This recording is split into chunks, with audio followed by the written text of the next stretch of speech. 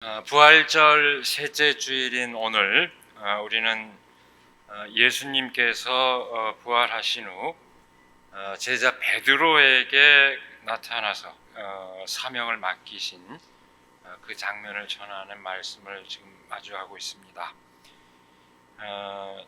똑같은 물음과 대답이 세 번 계속 반복되는 그런 말씀입니다. 내가 나를 사랑하느냐? 그걸 몰라서 묻습니까? 이렇게 계속해서 반복되는 그런 내용입니다. 여러분, 이렇게 세 차례 반복되는 그 대화 장면을 보면은 퍼뜩 떠오르는 장면이 있을 겁니다.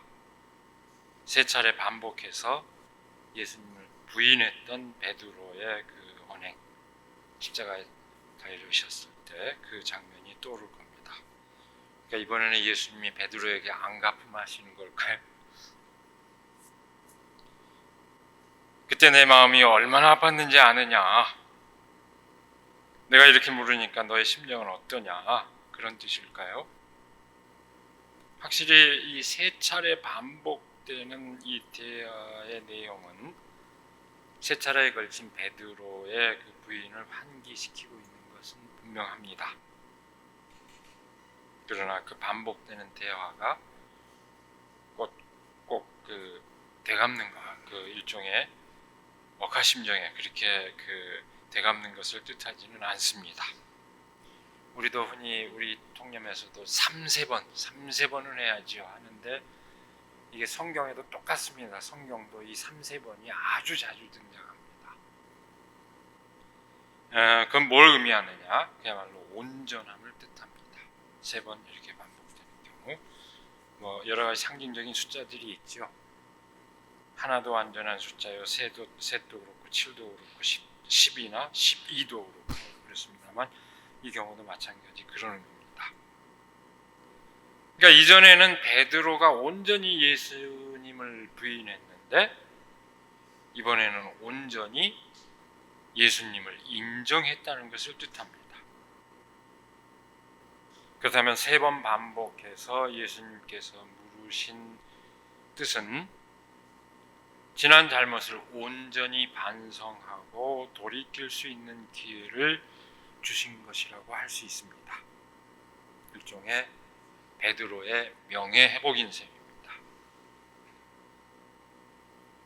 달리 말하면 이 세 차례 반복되는 물음과 답변은 그야말로 전인적인 차원에서의 온전한 승인을 뜻합니다. 우리 인간이 경험하고 알고 깨닫는 그 모든 차원을 말한다고 할 수 있습니다. 바로 그런 의미를 유념하면서 다시 한번 그렇게 3번 되풀이되는 말씀을 다시 한번 우리가 우리의 마음으로 이렇게 좀 환기해 보시기를 바랍니다. 시몬아, 내가 나를 사랑하느냐? 주님, 제가 주님과 함께 동행하지 않았습니까? 그 삶으로 제가 주님을 사랑하고 있다는 사실을 잘 알지 않습니까? 그래, 그렇다면 그 삶으로 양들을 인도해라. 시몬아, 내가 나를 사랑하느냐? 예, 저는 주님의 가르침을 분명히 알고 있습니다. 주님의 가르침이 옳다는 것을 알고 있고 그대로 지키려고 하는 제가 주님을 사랑하는 증거 아니겠습니까? 그래, 그렇다면 그 가르침으로 양들을 인도해라. 시몬아, 내가 나를 사랑하느냐? 예, 그 어떤 경우라도 이제 다시는 주님을 떠나는 일이 없을 것입니다. 살아도 주님을 위하여, 죽어도 주님을 위하여 죽을 것입니다. 그래, 그렇다면 그렇게 온몸을 바치는 삶으로 양들을 인도해라.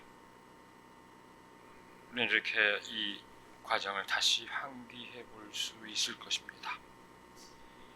베드로는 이 대화의 과정을 통해서 온전히 예수님을 승인하고 동시에 스스로의 명예를 온전히 회복했습니다. 근데 예수님께서는 이 대화의 마지막 대꾸에서 그 한 말씀을 덧붙이십니다. 내가 젊어서는 스스로 띠를 띠고 내가 가고 싶은 곳을 다녔으나 내가 늙어서는 남들이 너의 팔을 벌릴 것이고 너를 묶어서 내가 바라지 않는 곳으로 끌고 갈 것이다. 저는 오늘 특별히 이 말씀에 주목하고자 합니다.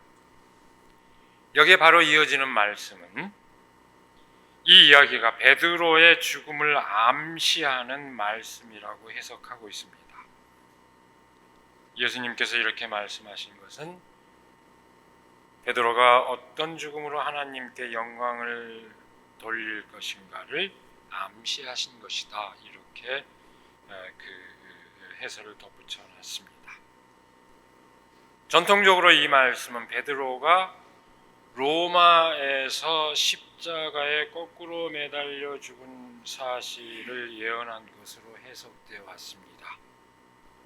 초기 그리스도교의 전설에 의하면 베드로는 64년 네로 황제의 바켓이 로마에서 피신하는 길에 도망을 가다가 예수님을 만나서 발길을 돌려 로마에 가서 거꾸로 십자가에 매달려 죽은 것으로 전해지고 있습니다.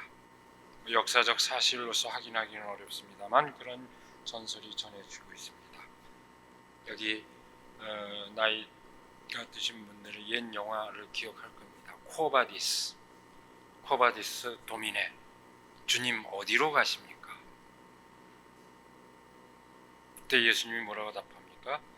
내가 다시 십자가에 매달리기 위해서 로마로 간다. 바로 그 말씀에 베드로가 발길을 돌려서 로마로 갔고, 그러나 예수님과 감히 똑같은 방식으로 십자가에 매달릴 수 없어서 거꾸로 매달려서 십자가에 매달려 죽었다. 이렇게 전해주고 있습니다. 감동적인 이야기임에 틀림없습니다. 그러나 과연 그 의미로 우리가 충분히 이 전해지는 전설의 의미를 새길 수 있지만 과연 오늘 본문 말씀이 그 사실을 예언한 것일까? 특별히 팔을 벌리고 묶어서 바라지 않는 곳으로 끌고 갈 것이다 하는 묘사 때문에 이 말씀이 그렇게 해석이 되어 왔습니다. 그 베드로의 십자가 순교를 암시하는 말이다. 이렇게 이해되어 왔습니다. 그러나 여긴 시대 착오가 있습니다. 아까 얘기한 베드로에 관한 그 전설은 2세기 말에서 3세기 초 이후의 일입니다. 적어도 이 성경 요한복음이 기록된 것보다도 2세기니까 1세기면 100년 이상의 차이가 있습니다. 그래서 이 말씀은 후대에 유포된 베드로의 죽음의 방식을 암시한다기보다는 어쨌든 그런 전설은 그것대로 의미가 있지만 그걸 이 본문 말씀이 그것을 암시한다기보다는 오히려 복음서가 기록될 당시에는 부활 체험 이후 중대한 베드로의 그 삶의 전환을 암시한다고 보는 것이 적절할 겁니다. 예수님 부활 이후에 그야말로 다시 죽었다가 다시 살아난 베드로의 이야기라는 얘기입니다. 그 삶을 암시한다는 이야기입니다. 본문을 다시 주목하겠습니다.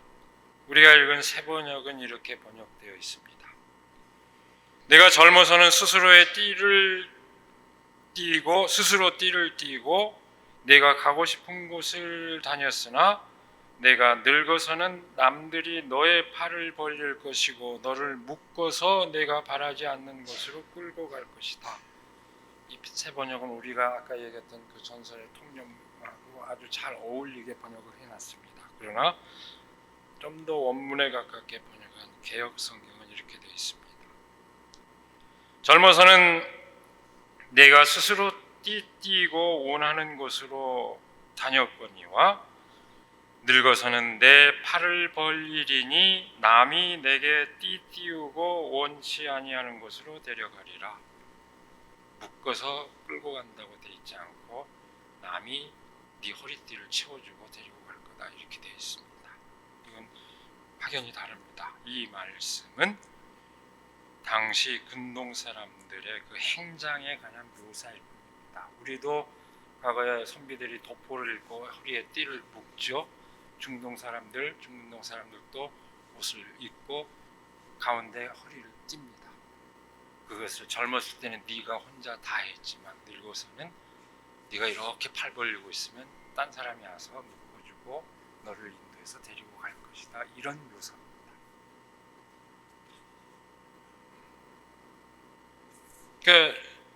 젊어서는 스스로 하지만 늙어서는 다른 사람이 해준다는 이야기입니다. 다른 사람이 허리에 띠를 두를 수 있게 하려면은 이러고 있으면 못하죠. 이렇게 척 벌려줘야지 다른 사람이 편하게 묶어줍니다.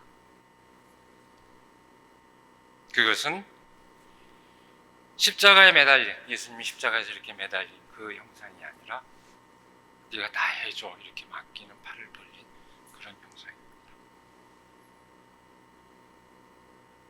젊어서와 늙어서가 이렇게 다르다는 것을 말합니다. 또 다른 점이 있습니다. 젊어서는 스스로 원하는 것을 갖지만 늙어서는 스스로 원하는 것을 가는 것이 아니라 남들이 원하는 것으로 간다 이렇게 되어 있습니다. 이 이야기는 그 고대 근동의 한 속담을 바탕으로 하고 있습니다. 어렸을 때는 마음대로 가고 싶은 곳을 갈 수 있었으나 성인이 되고 나면 가고 싶은 곳에 마음대로 가지 못한다 하는 그 속담을 밑바탕에 두고 있습니다. 그러니까 어렸을 때는 마음껏 뛰어다니고 지 마음대로 하지만 성인이 어른이 되면 그렇게 할 수 있는 거 아니다. 이런 어떤 성장 과정에 관한 사실적 묘사 아니면 늙어서는 기력이 다해서 다 네 마음대로 못 다닐 거다 이런 것을 의미하는 것일 수도 있지만 단순히 그것만을 의미하는 게 아닌 다른 삶의 차원을 함축하는 중의적인 그런 의미를 지니고 있다고 봐야 할 것입니다. 여러분, 남의 손에 의해서 행장을 갖춰야 하는 것도 그리고 결국 남의 손에 이끌려가는 것도 철저한 수동성을 뜻합니다. 그러나 여러분,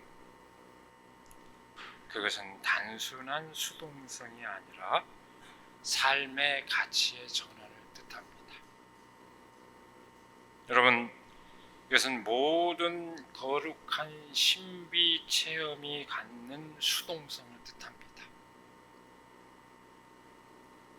진정한 신비 체험이란 항상 일방적입니다. 우리가 흔히 하는 말로 은혜를 받았다, 놀라운 체험을 했다. 이것은 항상 일방적입니다. 내가 예기치 못했는데 내게 다가오는 놀라운 체험입니다. 내가 이렇게 계산하고 이렇게 계획해서 이렇게 딱 결과가 나왔다. 이걸 두고 우리는 신비한 체험이라고 얘기하지 않습니다. 그걸 갖고 은혜 받았다고 얘기하지 않습니다. 나도 예기치 못했는데 순간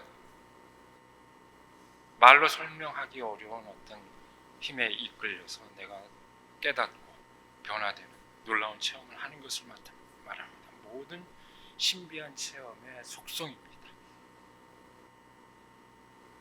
예언자들이 한결같이 예언서에 보면 다 맨 앞장면에 그 얘기가 나옵니다. 자기가 원치 않지만 딱 붙잡혀서 하나님의 말씀을 잡고 도망가려고 해도 못 도망가게 붙잡힙니다. 예수님은 어땠습니까? 예수님도 마찬가지였습니다. 피할 수만 있다면 피하게 해주십시오라고 하나님께 호소를 했지만 그러나 피할 수 없는 길이라는 것을 알고 결국 고난의 여정을 받아들였습니다. 이것이 단순히 자기 수양이 아닌 신앙의 진정한 차원입니다. 내가 전혀 예기치 못한 어떤 것을 받아들일 수 있는 그것이 바로 신앙입니다. 말씀의 뜻을 그렇게 헤아릴 수 있다면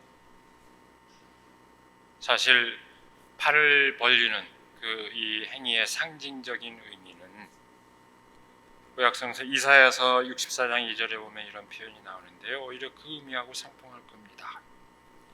이사야서는 64장 2절은 이렇게 얘기합니다. 반역하는 저 백성을 맞이하려고 내가 종일 팔을 벌리고 있었다. 제발 품으로 돌아와라 하고 팔을 벌리고 있었다. 이렇게 묘사하고 있습니다. 오히려 오늘 이 본문의 팔을 벌리는 행위엔 굳이 상징적인 의미를 얘기하자면 그 의미에 더 가깝습니다. 물론 예수님께서 십자가에 매달릴 때 팔을 벌릴 수밖에 없는, 그것도 무관하지는 않죠. 예수님께서 이렇게 십자가에 매달리는 것은 자기 모든 것을 내어버린 행위니까 연관이 안 되는 것은 아닙니다.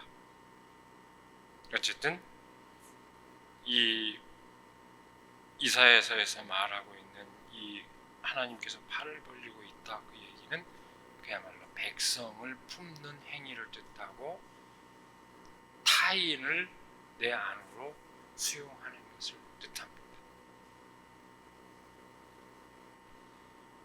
그렇게 말씀의 의미를 새기면서 오늘 본문 말씀의 의미를 간략히 줄여 말하면 이렇게 됩니다. 젊어서는 내가 원하는 대로 살았지만 늙어서는 남이 원하는 대로 살 것이다. 젊어서는 너 자신을 위해 살았지만 늙어서는 남을 위해 살 것이다. 젊어서는 자신의 경험과 인식의 세계에서 살았지만 늙어서는 완숙한 경지에 이르러서는 그 모든 차원을 뛰어넘는 그런 세계에서 살 것이다. 그런 말씀이 됩니다. 전적으로 하나님의 뜻을 따르는 삶을 함축합니다. 이렇게 보면은 그 다음에 이어지는 해설 부분, 다시 말해서 죽음을 암시하는 것이라고 하는 그 해설의 의미도 달라집니다. 그것은 베드로가 맞이할 죽음의 형태를 암시한다기보다는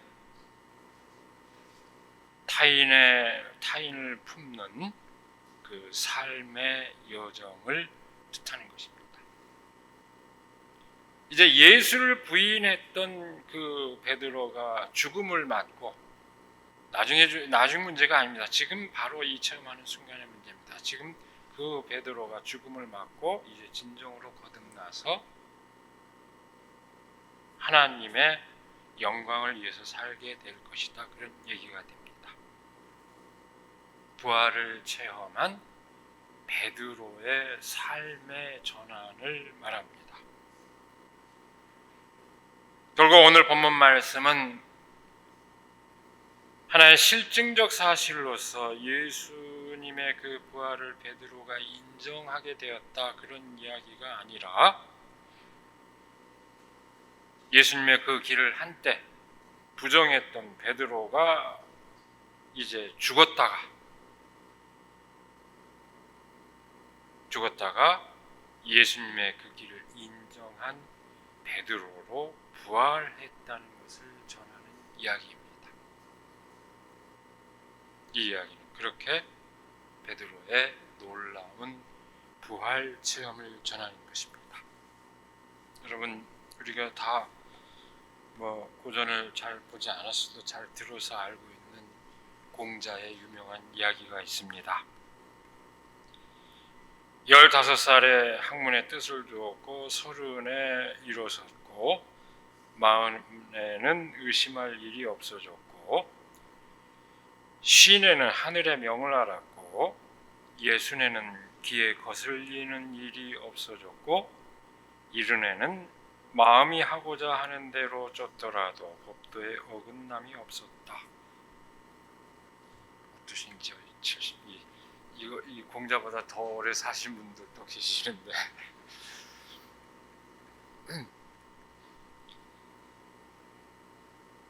그러니까 줄여서 얘기하자면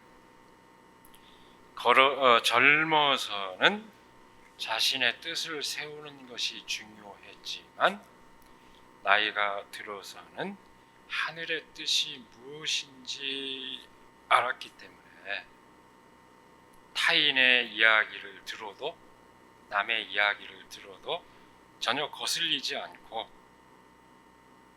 마침내 그것이 도리어 내 의지와 내 뜻과 똑같다는 것을 알게 됐다. 그것과 일치한다는 것을 느끼게 되었다 하는 것으로 새길 수 있을 것입니다.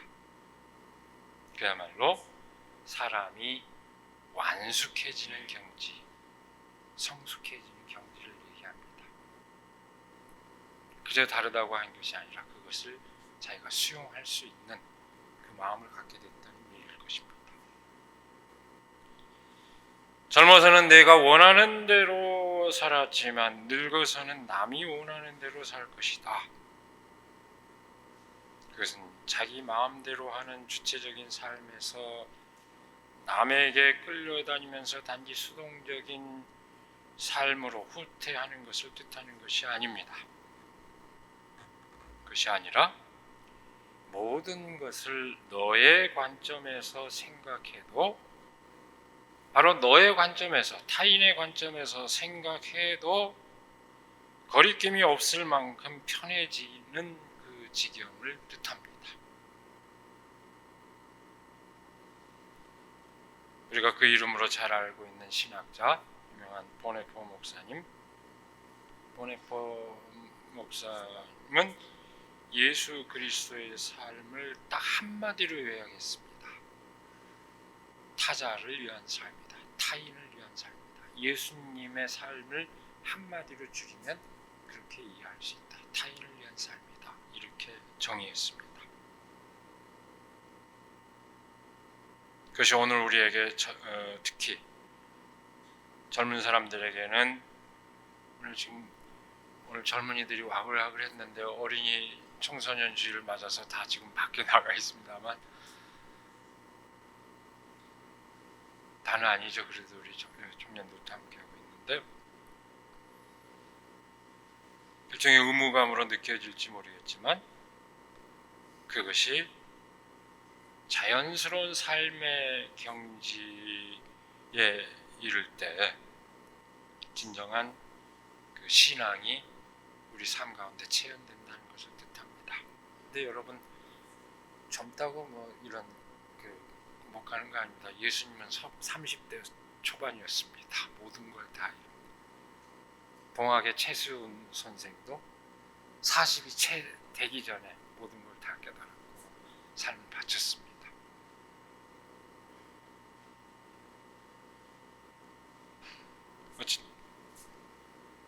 그것을 체현할 수 있을 때 사람들이 그걸 체현할 수 있을 때 사람들 사이에 공의가 이루어지고 피차에 법도에 어긋남 없는 그 삶을 누릴 수 있다는 그 진실을 오늘 말씀은 일깨워줍니다. 부활하신 예수께서 베드로에게 반복되는 대화 끝에 베드로에게 깨우쳐진 주신 진실은 바로 그것입니다. 그 진실을 깨우친 베드로에게 예수님께서는 내 양을 먹이라 비로소 그 사명을 부여하신 것입니다. 예수 그리스도의 길을 따르는 공동체를 이끌라는 사명입니다. 이제 양들이 원하는 대로 이끌려갈 것이다. 너의 삶은 그런 얘기입니다. 물론 양들의 그저 이기적인 그런 온갖 욕망 그런 의미는 아닐 겁니다. 그리스도 안에서 그리스도의 삶을 부받아서 그 양들을 원하는 대로 양들을 바른 길로 인도하게 될 것이다. 그런 얘기입니다. 그야말로 각 각자 도생의 원리가 공정으로 둔갑하고 있는 현실. 그래서 사람들이 언제까지나 유치한 상태에 머무르며 성숙해질 수 없도록 강요하는 사회의 현실과 교회의 현실에서 절실하게 다가오는 진실입니다. 여러분, 사람들이 저마다 각자 살겠다고 각자 도생에 매여 있으면 권력자들은 아주 좋아합니다. 다스리기가 쉽거든. 말을 자꾸 듣게 됐어요. 사람들 사이에 반대로 연대하는, 타인을 받아들이고 용납하는 그 연대의 삶이 사라지면 지배자들은 좋아합니다. 다스리기가 쉬우니까. 결국 연대하지 않는 삶은, 타인을 수용하지 않는 삶은 결국은 어떻게 됩니까? 각자의 삶을 종의 삶으로 전락시킵니다. 나만 살겠다고 하는 삶은 결국은 모든 사람을 종으로 만듭니다. 오늘 우리가 어린이주일로 지키고 있습니다. 또한 더불어서 오늘은 5월 1일 노동절이기도 합니다. 왜 우리가 이런 절기를 의미를 기릴까요? 그것도 교회 안에서도 왜 굳이 또 이런 절기를 기리고 있을까요?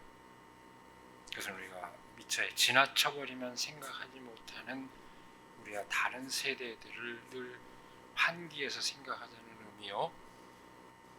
또 우리가 다르다고 생각하는 어떤 사회의 구성원, 어쩌면 나도 똑같은 삶의 형태를 살 텐데 스스로 자각하지 못했던 그 삶의 현실을 다시 한번 환기하자는 뜻입니다.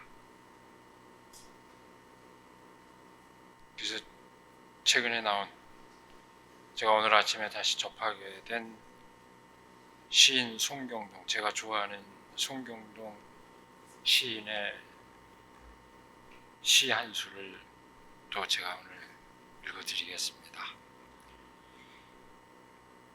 청소 용역 노동자들의 선언입니다. 잘 새겨보시기 바랍니다.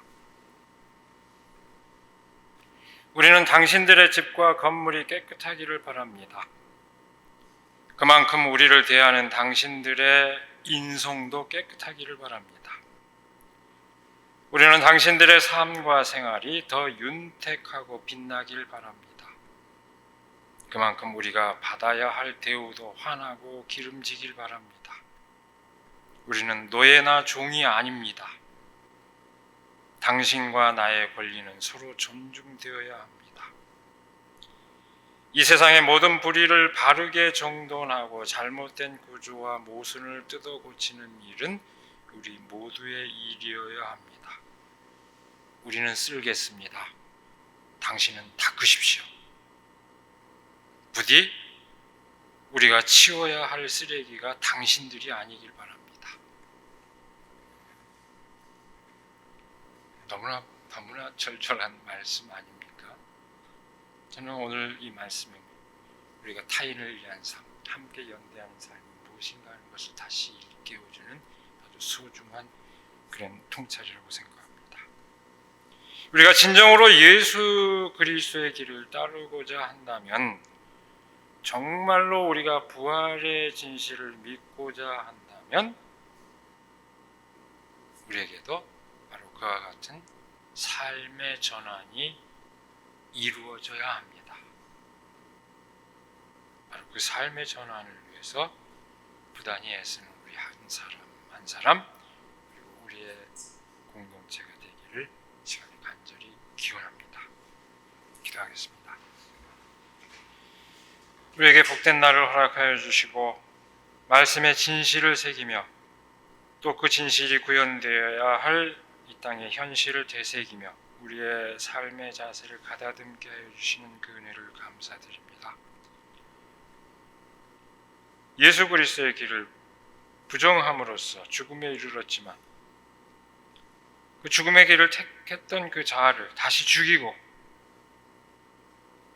타인을 위한 그 삶을 사셨던, 만인을 위해 삶을 사셨던 예수 그리스도의 그 삶을 다시 재확인하고 따름으로써 부활한 베드로의 그 부활 체험의 의미를 우리가 다시 새기게 하여 주시고, 우리의 삶의 현실 가운데서 우리가 그 삶을 본받게 하여 주시옵소서. 저마다 살겠다고 아우성치는 그 삶의 현실에서